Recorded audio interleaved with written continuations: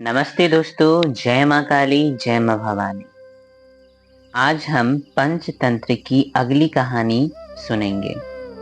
मैंने पंचतंत्र के बारे में 2 वीडियो पहले से ही अपने चैनल पर डाला है, जिसे आप एक बार अवश्य सुने अगर न सुने हो तो।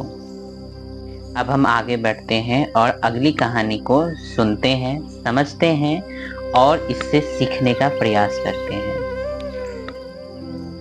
किसी जंगल के तालाब में अनेक जल में रहने वाले जीव भरे पड़े थे। वृद्ध हो जाने के कारण भूख से व्याकुल एक बगुला उस तालाब के किनारे पर बैठा आंसू बहा बहा कर बिलख रहा था। उसकी दीन दशा पर सहानुभूति दिखाते हुए एक केकरे ने उससे उसके दुख का कारण पूछा तो वो और भी अधिक जोर से रोने हुए कहने लगा, मुझे जीवों की हिंसा से वैराग्य हो गया है।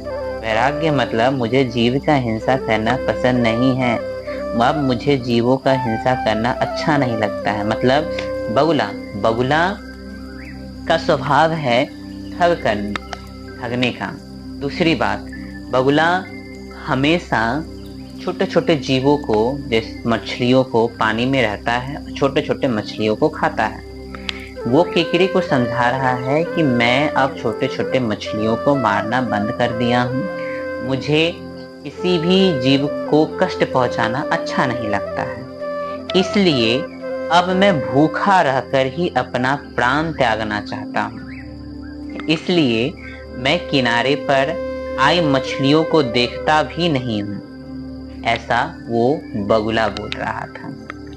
केकरे ने पूछा, क्या तुम मुझे अपने इस वैराग्य का कारण बता सकते हो?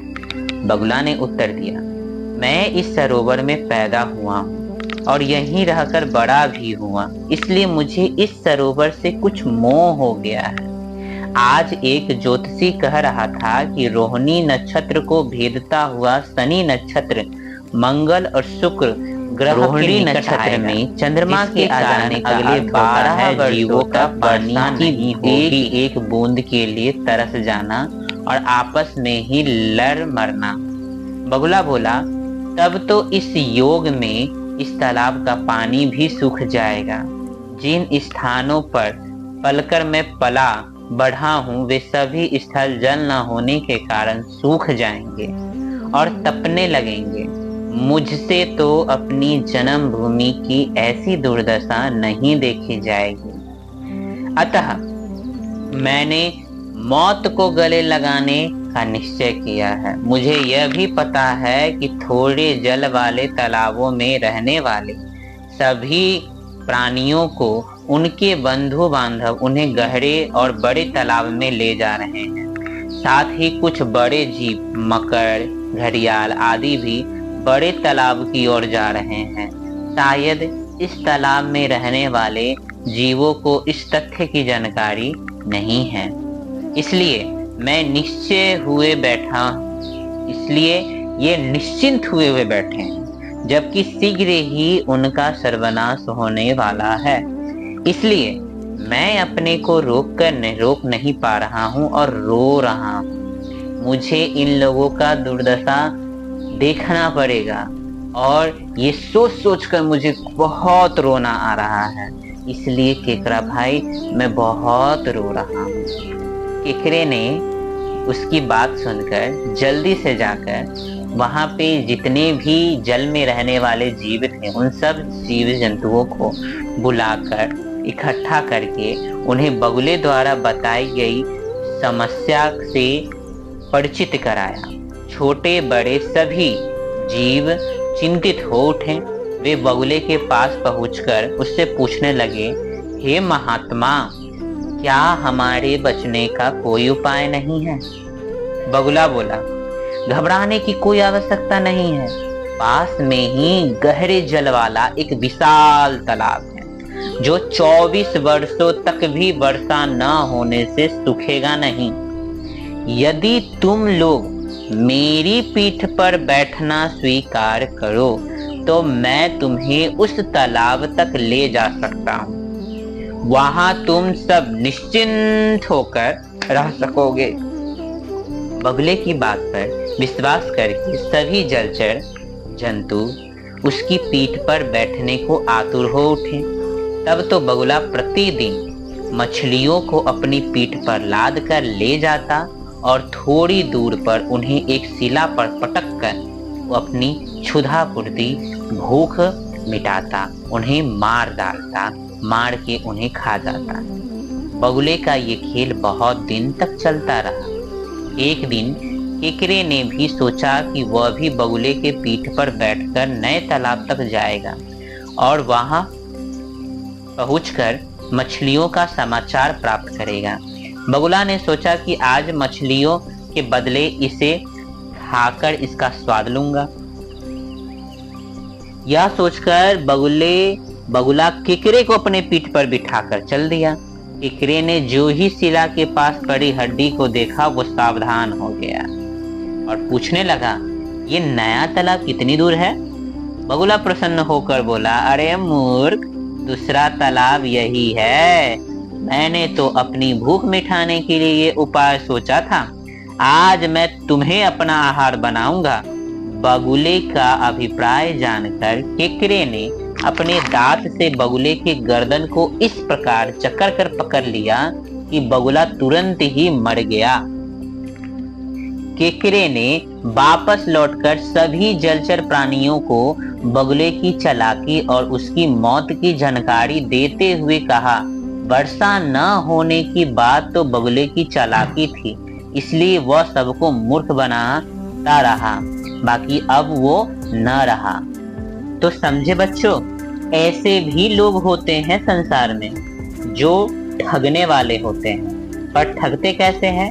पहले वो मदद करने के नाम पर सामने आते हैं और फिर कब मदद करते करते रहते हुए कब आपको मारने वाले बन जाते हैं ये पता नहीं चलता। इस कहानी को अब हम समझने का प्रयास करेंगे। मैं लास्ट में आपसे कुछ प्रश्न भी पूछूंगा जिसका उत्तर आपको कमेंट में देना है। अगर आप मेरे प्रश्न का उत्तर देते हैं तो इसका मतलब है कि आपने कहानी को अच्छे तरीके से समझ लिया, और अगर आप नहीं देते हैं तो इसका मतलब आपने कहानी को सही तरीके से नहीं समझा। अगर आप के घर में कोई छोटे बच्चे हैं, आप बड़े बच्चे हैं, तो आप इस कहानी को अन्य लोगों को भी सुना सकते हैं, खुद से भी सुना सकते हैं या इस वीडियो को दिखा के भी सुना सकते हैं। और लास्ट में उनसे ये प्रश्न अवश्य पूछिएगा, और ये बात जो मैं आपको अब बताने वाला हूँ उसको भी जरूर बताइएगा। प्रश्न पूछने से भी पता चलता है कि सामने वाला व्यक्ति उस बात को कितना समझा। अगर आपके घर में छोटे बच्चे हैं और आप उनको ये पंचतंत्र की कहानी सुनाते हैं और समझाने का प्रयास करते हैं तो मेरा विश्वास है 99% आपके बच्चे कभी भी गलत राह पर नहीं जाएंगे। पंचतंत्र का रचना ही इसीलिए हुआ था और आपको ये समझना बहुत ही जरूरी है। इसी कारण तो आज कई बुक में भी इस कहानी को लिया जाता है, विदेशों में इस पूरे ग्रंथ को पढ़ाया जाता है। बाकी हम सिर्फ कहानी सुनने में लग जाते हैं और इसके अंदर जो छुपा हुआ ज्ञान है उसको समझने का प्रयास ही नहीं करते हैं। और आज तक कोई भी ऐसा नहीं हुआ जो बच्चों के लिए आसान शब्दों में ऐसे करने का प्रयास करे। मेरा यही प्रयास है कि मैं आपको इस कहानी भी सुनाऊं और साथ में जो सीख है उसे भी बताऊं, और हर एक गार्जियन को, हर एक अभिभावक को वो बुद्धि भी प्रदान करूं, वो तरीका भी दूं जिससे वो अपने बच्चों को सुधार सके, वो अपने बच्चों को एक सही इंसान बना सके। ठीक है, ज्यादा मैं नहीं बोलूंगा, अब हम अपने इस कहानी को समझने का प्रयास करते हैं। ठीक है, सबसे पहले इस कहानी में जो है वो है बगुला।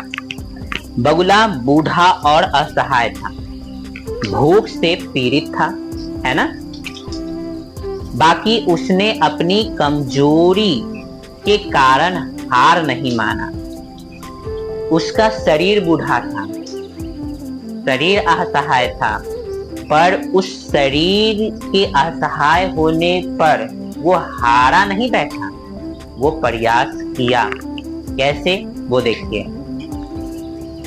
उसने अपने उस कमजोरी को, उसने अपने उस वृद्धावस्था को, असहाय होने को ही अपना ताकत बना लिया। अपने बुढ़ापा, लाचारी के कारण तो सबका दिल जीता, अपने पर सबको विश्वास दिलाया।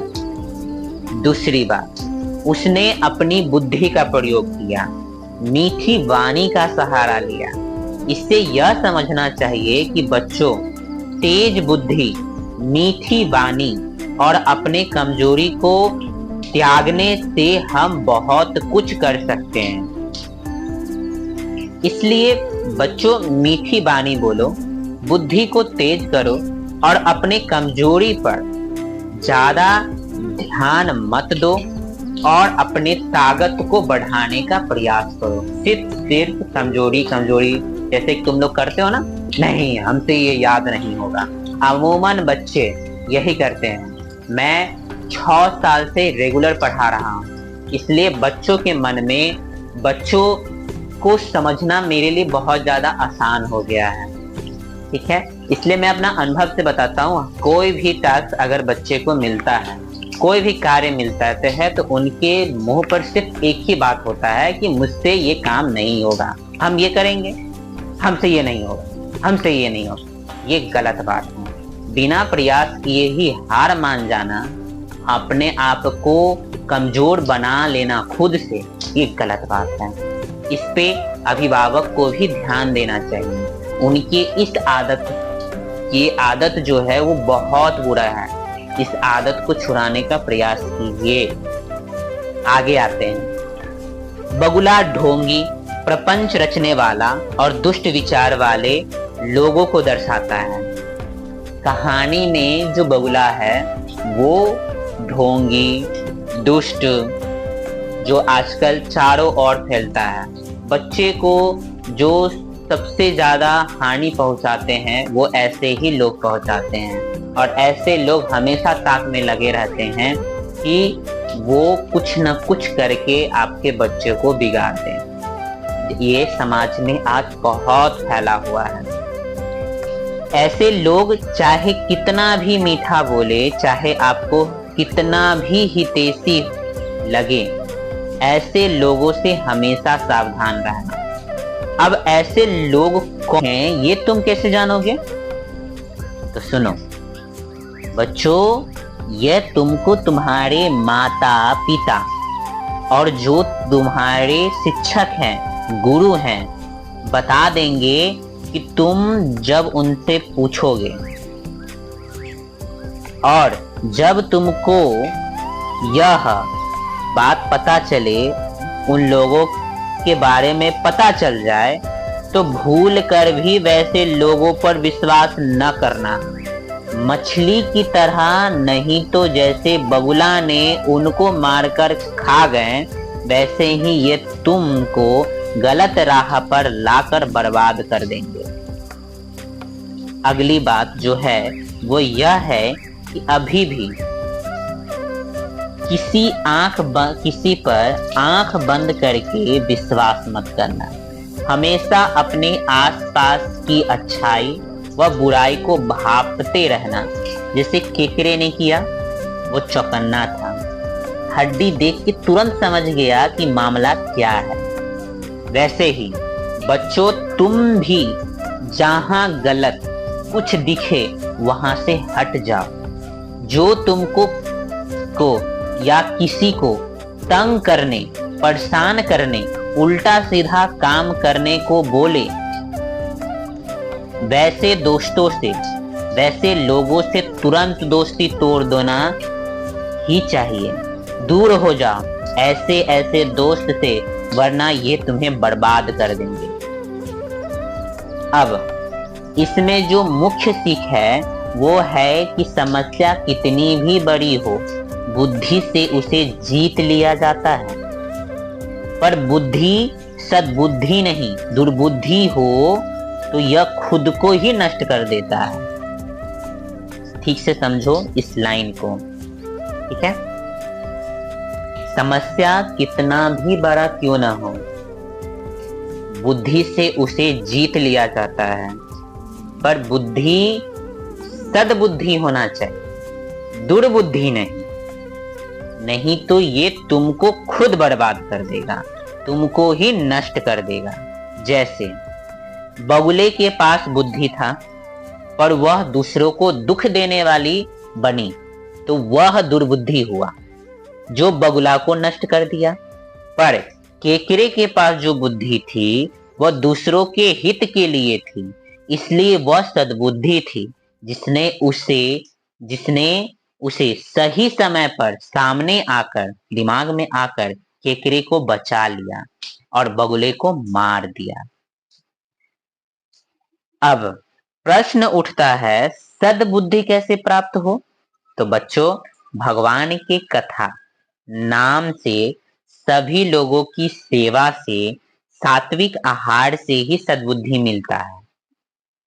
समझे कितना चीज?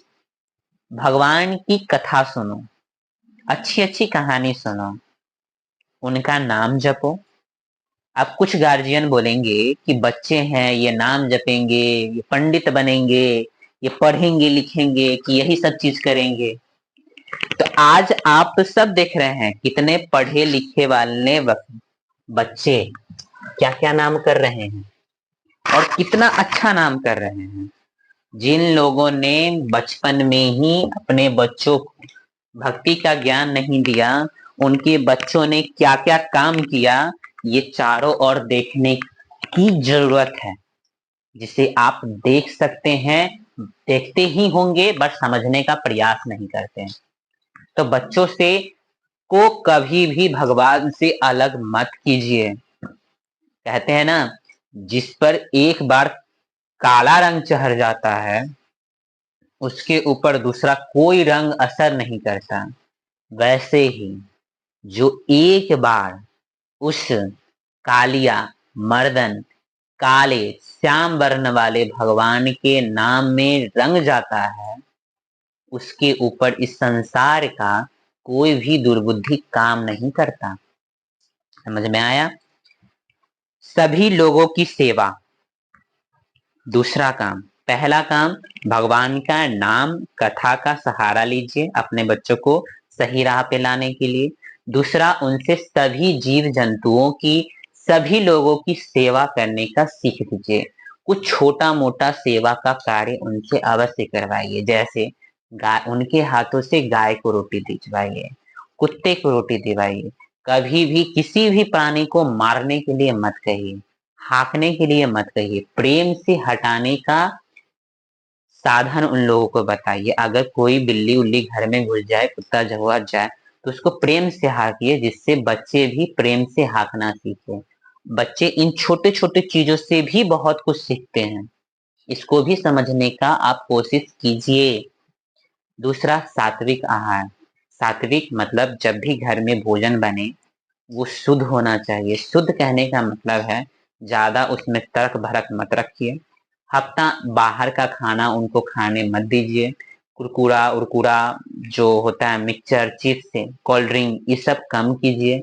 एक बार में कम नहीं होगा, धीरे धीरे करके कम करने का प्रयास कीजिए। जितना ज्यादा आप उनको घर का भोजन देंगे, उतना ही ज्यादा उनकी बुद्धि शुद्ध होगी। बुद्धि कहते हैं ना, अन्न से मन, मन से तन, और तन से जीवन। मतलब समझे? इसको अगली वीडियो में समझाएंगे। इन तीन चीजों से ही सद्बुद्धि प्राप्त होता है, अन्यथा किसी और चीज से नहीं। ठीक है। अब कुछ प्रश्न जो मैं आपसे पूछता हूं, अगर आपने सही से कहानी को सुने होंगे, मेरे बातों को समझे होंगे, तो आप इन प्रश्नों की उत्तर दे पाएंगे। अगर नहीं सुने होंगे, नहीं समझे होंगे, तो आप इन प्रश्नों का उत्तर नहीं दे पाएंगे। और अब मान लीजिए आप इन प्रश्नों का उत्तर न दिए, तो क्या करेंगे? आप मुझे कमेंट कर सकते हैं कि मुझे समझ में नहीं आया। हो सके तो मैं इस पे दूसरा वीडियो बनाऊंगा जिसमें सिर्फ समझाने का ही मैं काम करूंगा। ठीक है। पहला प्रश्न, वो क्या है जो मुश्किल समय से हमें निकाल देता है? दूसरा प्रश्न, बगुला कैसे विचार वाले लोगों को दर्शाता है? तीसरा प्रश्न, मेरा कौन दोस्त बगुला है यह कैसे पता चलेगा? चौथा प्रश्न, बुद्धि कितने तरह की होती है? पांचवा प्रश्न, हमारी बुद्धि का बल से क्या लेना देना है? आज के लिए इतना ही। जय मां काली, जय मां भवानी।